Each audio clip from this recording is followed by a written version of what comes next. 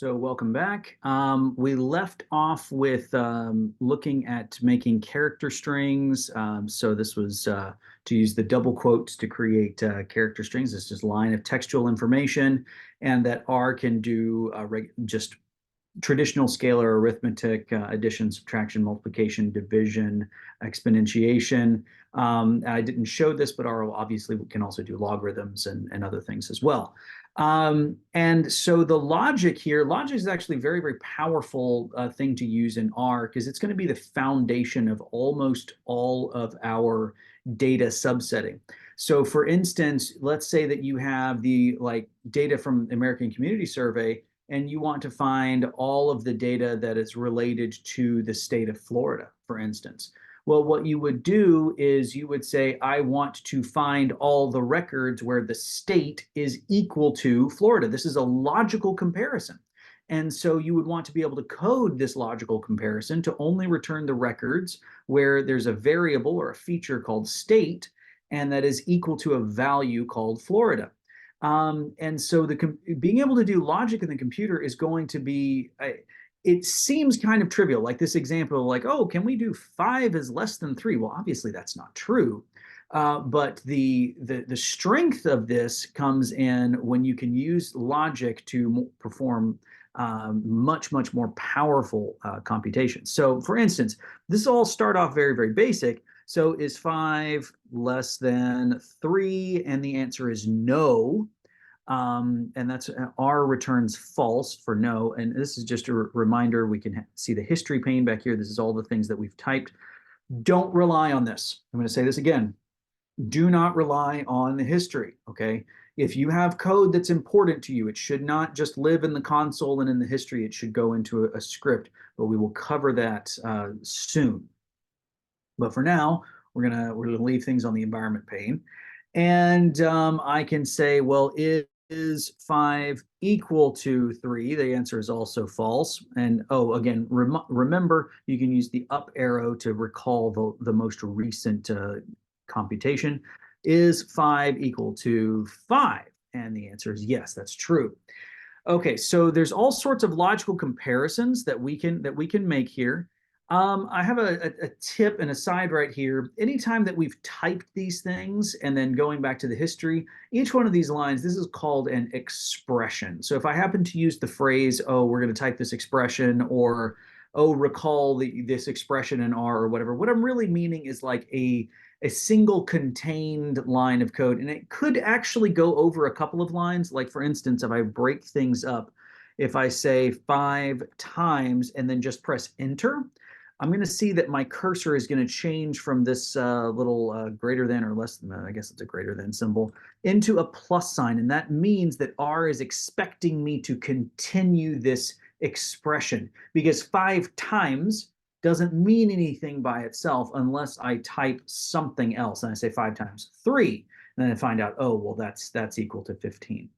So expressions can go over multiple lines, but if they do, they're going to be they're going to be written in such a way that R interprets them to say run all of this code at once. Okay, and now this is probably, understand this is probably one of the most important things that we can learn right now. Actually, what's on this screen right now is very, very important, both the code comment and then this idea of objects in R. But we're going to start off with the code comment. Code comments are how we have a conversation with other people who are going to be running our code. Now, there's going to be, and I'll say this once, and I'll say this probably throughout the semester, we write code for 3 people. We write code for us today. We write code for us in 6 months or a year, and I'll explain why shortly, and then we write code for everybody else.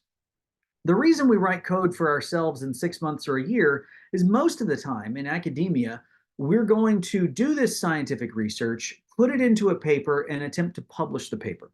Now, academic publishing is a giant Ponzi scheme full of crap, but it is unfortunately what we're stuck with for now.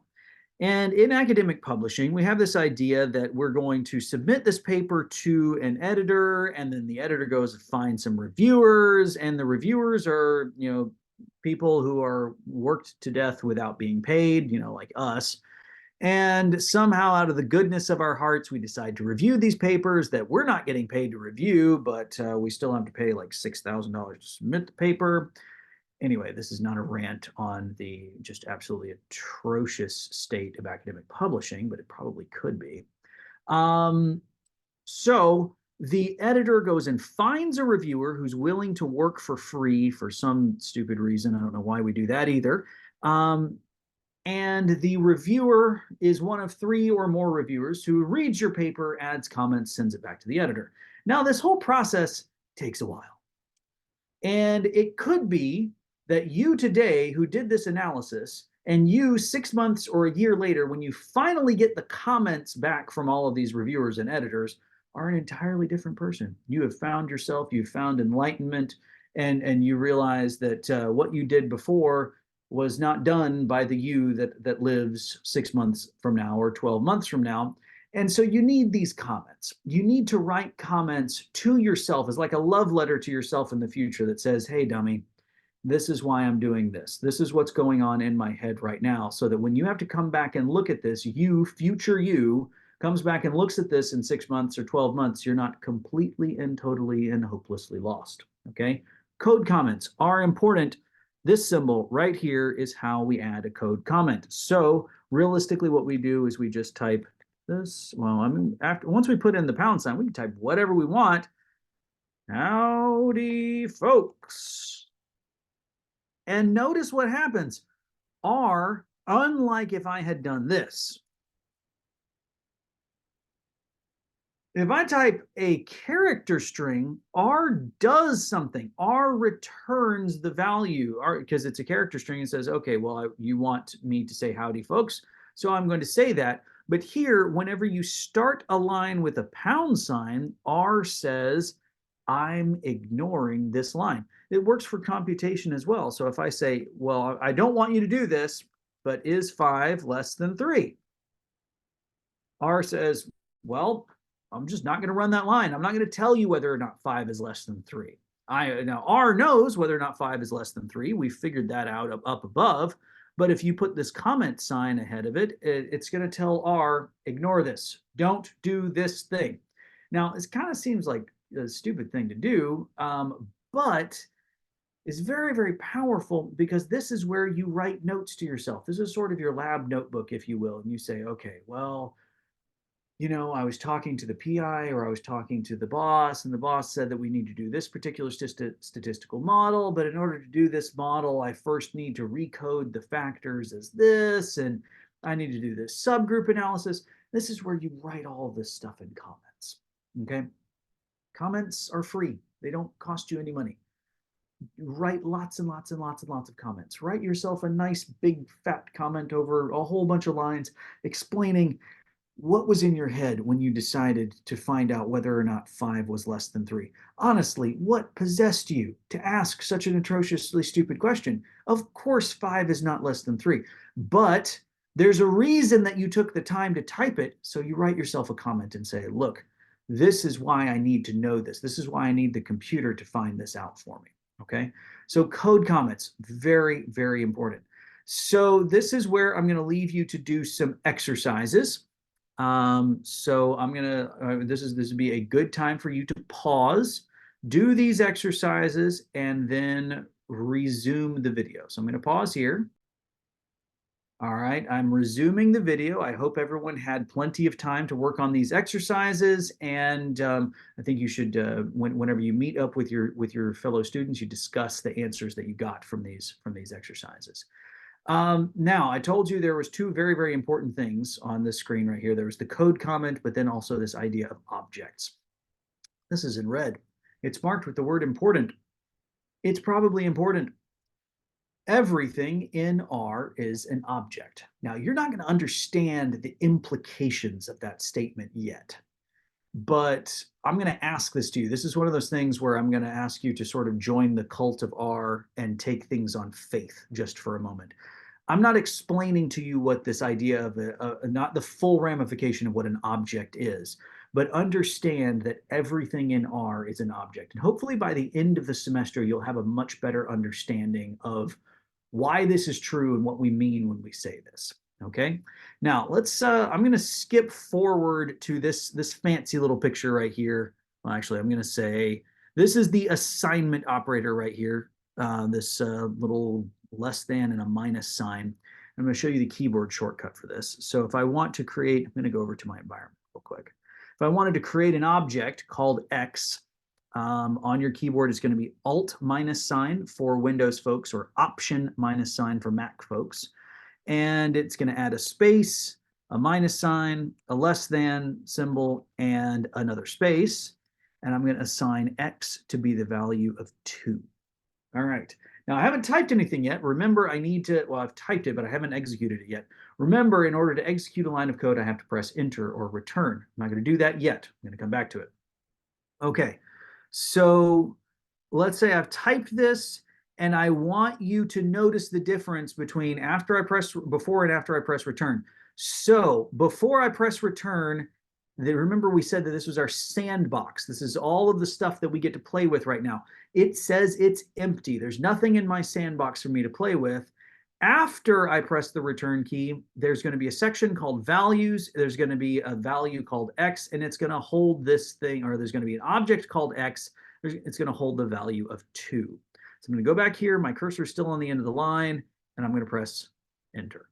And we see what happened here. As we predicted, there was a new section of our sandbox called values. There's an object called X, and it holds the value 2. Okay, well, what happened? So I want you to think about a container that you use to bring lunch to work or whatever. The outside of the container is labeled X. So it's got some tape on it or whatever, and you say, this is the lunch of Steve or Mary. So this is Mary's lunch. And then you maybe put a date on it, or maybe put what it is or something like that. And then inside the container, that's where you put the actual food, okay? So this is a container. R has created some container over here. The outside of the container is labeled X. And the inside, the contents of that container is just the number 2. Okay. So this is, if you can get this idea that there's containers over here, these containers in our sandbox, and they have labels and they have values. This is a very core fundamental idea of how R works. And most of the time, whenever you're asking R for things, you don't say, bring me the number 2, you say, bring me the container X. So I could type the number 2, and that's going to obviously give me the number 2. But if I want to do some computing with this, if I want to get after this value 2, I type X. And then I can say, give me that times 4, or give me this plus 4, whatever it is. I'm operating, I'm telling R, go get the container called X that's got the, the piece of tape on the outside that's labeled X. And I'm going to start using what's inside of it. And the thing inside of it is the number 2. All right. And so that works here. So if I wanted to do 10 raised to the second power, that'd be 100. Or I could say 10 raised to the X power, because right here, the R says, oh, well, if I need to do 10 raised to the X, obviously that's not 10 raised to the letter X. That's 10 raised to whatever number is inside this container X. And R will expect this to be a number. If this is the word 2, TWO, R is going to say, I have no idea how to do what you're asking me to do. Okay. Oh, again, tip here, use the Alt. So this is Alt on Windows or Option on Mac, and then the minus sign to give yourself the assignment operator with spaces around it. The with spaces is important, not for the computer, but it's important for us, for humans. Okay, so moving on. We're actually, no, this is a good place to pause. So we have covered some like a basic idea of what an object is, and we also talked about logic. We talked about logic here and the code comment. So this is a good place to pause. I'll see you next time.